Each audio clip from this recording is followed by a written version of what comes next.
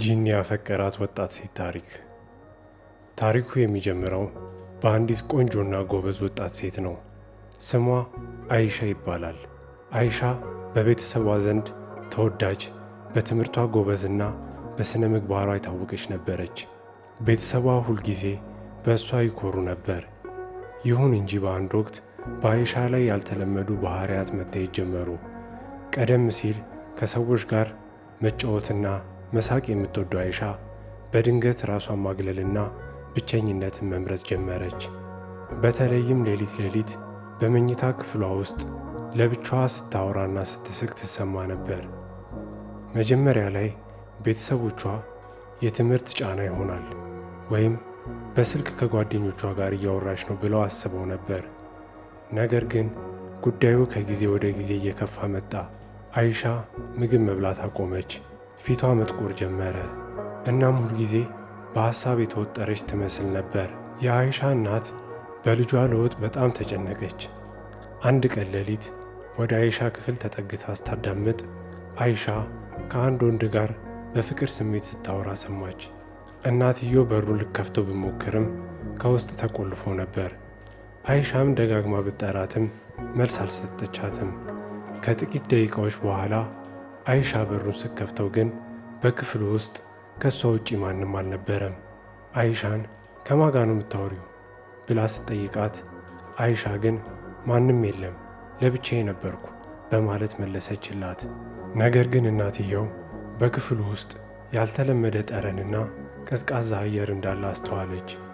አይሻ በስውር ዓለም ውስጥ እንዳለችና የሆነ ነገር እየተቆጣጠራት እንደሆነ ቤተሰቦቿ መጠርጠር ጀመሩ።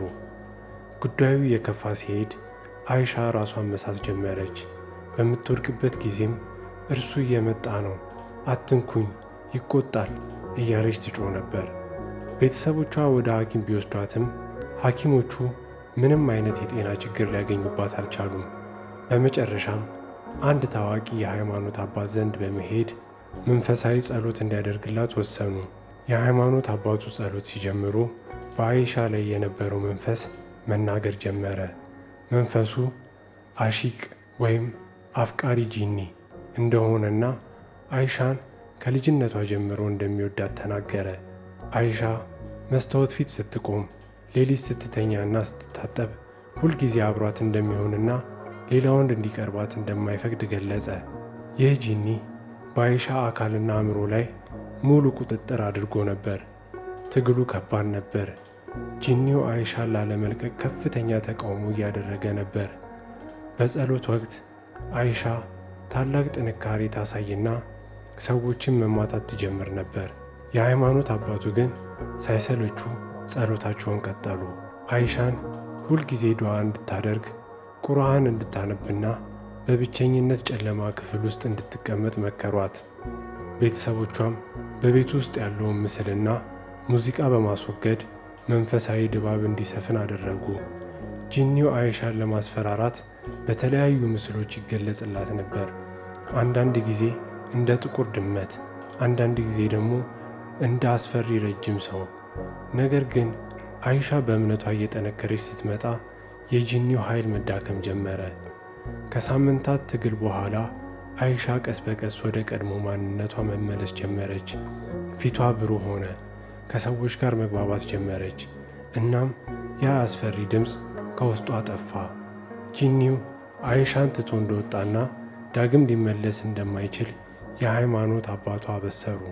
አይሻ በሕይወቷ ውስጥ የደረሰውን መከራ ስታስታውስ መስታወት ፊት ብዙ ሰዓት ማሳለፍና ራሷን አለማስታወስ ለአደጋ እንደሚያጋልጥ ተረዳች። ቤተሰቦቿም በልጃቸው መመለስ እጅግ ደስ አላቸው። ይህ ታሪክ የሚያሳየው ስውሩ ዓለመ ጂኒ መኖሩንና ሰዎች ራሳቸውን በመንፈሳዊ ጥበቃ መጠበቅ እንዳለባቸው ነው። ታሪኩ የሚያጠናቅቀው አይሻ አሁን ደስተኛ ሕይወት እየመራች እንደሆነ በመግለጽ ነው። ለሌሎች ወጣቶችም የሚከተሉትን ምክሮች ትሰጣለች። መስታወት ፊት ብዙ ጊዜ አታሳልፉ።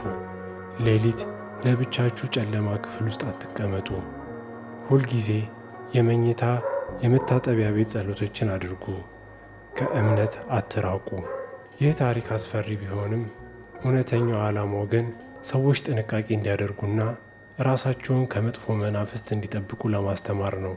የሰው ልጅ ጥንካሬ የሚገኘው በእምነቱና በቤተሰቡ ድጋፍ እንደሆነ በአይሻ ታሪክ ውስጥ አይተናል። ጂኒ ያፈቀራት ወጣት ሴት ታሪክ። ታሪኩ የሚጀምረው በአንዲት ቆንጆና ጎበዝ ወጣት ሴት ነው። ስሟ አይሻ ይባላል። አይሻ በቤተሰቧ ዘንድ ተወዳጅ፣ በትምህርቷ ጎበዝና በሥነ ምግባሯ የታወቀች ነበረች። ቤተሰቧ ሁልጊዜ በእሷ ይኮሩ ነበር። ይሁን እንጂ በአንድ ወቅት በአይሻ ላይ ያልተለመዱ ባህሪያት መታየት ጀመሩ። ቀደም ሲል ከሰዎች ጋር መጫወትና መሳቅ የምትወደው አይሻ በድንገት ራሷን ማግለልና ብቸኝነትን መምረጥ ጀመረች። በተለይም ሌሊት ሌሊት በመኝታ ክፍሏ ውስጥ ለብቻዋ ስታወራና ስትስቅ ትሰማ ነበር። መጀመሪያ ላይ ቤተሰቦቿ የትምህርት ጫና ይሆናል ወይም በስልክ ከጓደኞቿ ጋር እያወራች ነው ብለው አስበው ነበር። ነገር ግን ጉዳዩ ከጊዜ ወደ ጊዜ እየከፋ መጣ። አይሻ ምግብ መብላት አቆመች፣ ፊቷ መጥቆር ጀመረ። እናም ሁልጊዜ በሐሳብ የተወጠረች ትመስል ነበር። የአይሻ እናት በልጇ ለውጥ በጣም ተጨነቀች።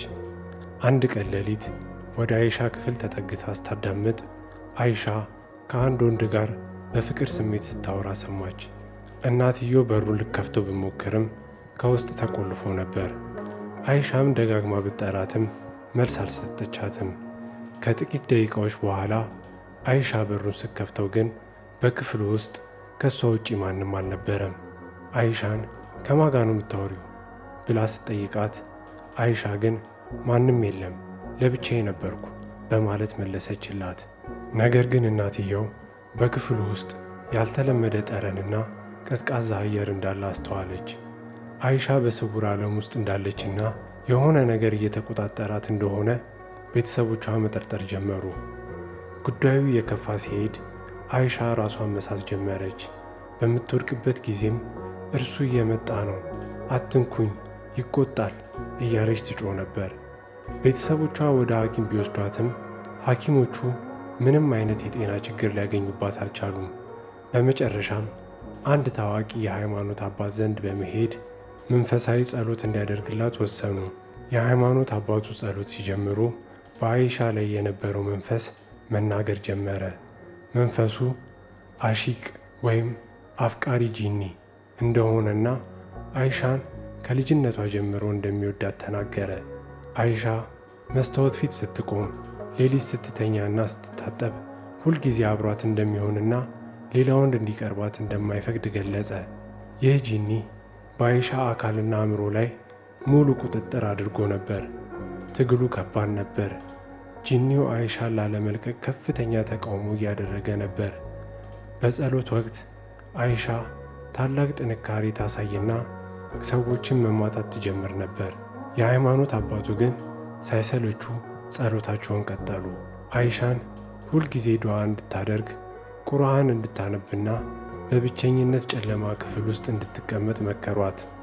ቤተሰቦቿም በቤቱ ውስጥ ያለውን ምስልና ሙዚቃ በማስወገድ መንፈሳዊ ድባብ እንዲሰፍን አደረጉ። ጂኒው አይሻን ለማስፈራራት በተለያዩ ምስሎች ይገለጽላት ነበር። አንዳንድ ጊዜ እንደ ጥቁር ድመት፣ አንዳንድ ጊዜ ደግሞ እንደ አስፈሪ ረጅም ሰው። ነገር ግን አይሻ በእምነቷ እየጠነከረች ስትመጣ የጂኒው ኃይል መዳከም ጀመረ። ከሳምንታት ትግል በኋላ አይሻ ቀስ በቀስ ወደ ቀድሞ ማንነቷ መመለስ ጀመረች። ፊቷ ብሩህ ሆነ፣ ከሰዎች ጋር መግባባት ጀመረች። እናም ያ አስፈሪ ድምፅ ከውስጧ ጠፋ።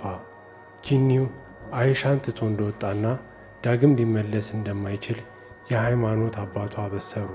አይሻ በሕይወቷ ውስጥ የደረሰውን መከራ ስታስታውስ መስታወት ፊት ብዙ ሰዓት ማሳለፍና ራሷን አለማስታወስ ለአደጋ እንደሚያጋልጥ ተረዳች። ቤተሰቦቿም በልጃቸው መመለስ እጅግ ደስ አላቸው። ይህ ታሪክ የሚያሳየው ስውሩ ዓለመ ጂኒ መኖሩንና ሰዎች ራሳቸውን በመንፈሳዊ ጥበቃ መጠበቅ እንዳለባቸው ነው። ታሪኩ የሚያጠናቅቀው አይሻ አሁን ደስተኛ ሕይወት እየመራች እንደሆነ በመግለጽ ነው። ለሌሎች ወጣቶችም የሚከተሉትን ምክሮች ትሰጣለች። መስታወት ፊት ብዙ ጊዜ አታሳልፉ። ሌሊት ለብቻችሁ ጨለማ ክፍል ውስጥ አትቀመጡ። ሁልጊዜ የመኝታ የመታጠቢያ ቤት ጸሎቶችን አድርጉ። ከእምነት አትራቁ። ይህ ታሪክ አስፈሪ ቢሆንም እውነተኛው ዓላማው ግን ሰዎች ጥንቃቄ እንዲያደርጉና ራሳቸውን ከመጥፎ መናፍስት እንዲጠብቁ ለማስተማር ነው። የሰው ልጅ ጥንካሬ የሚገኘው በእምነቱና በቤተሰቡ ድጋፍ እንደሆነ በአይሻ ታሪክ ውስጥ አይተናል።